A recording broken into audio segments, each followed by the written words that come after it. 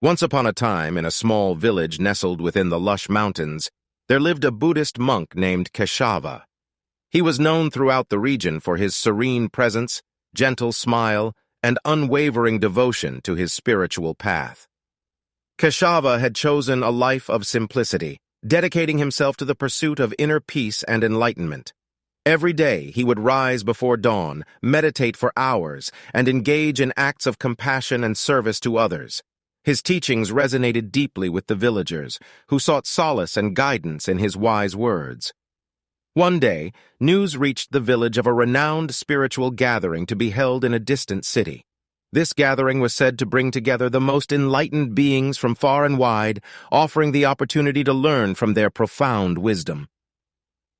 Excitement buzzed through the villagers, and whispers of the event filled the air.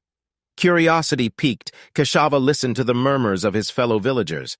His heart felt a slight tug towards the gathering, yearning to be in the presence of such elevated souls.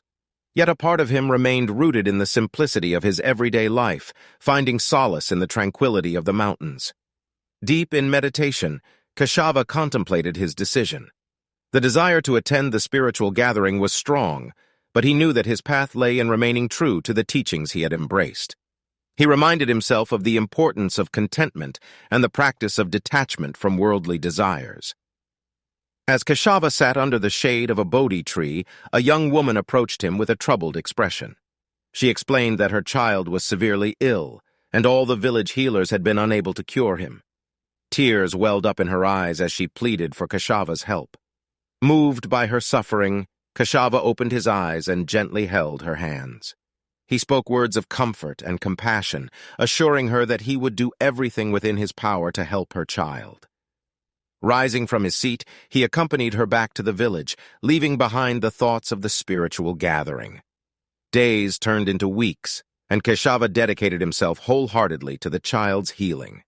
He spent countless hours concocting herbal remedies, chanting sacred mantras, and sitting vigil by the child's side.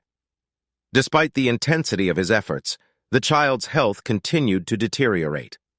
One moonlit night, as Keshava sat in deep contemplation, a realization struck him.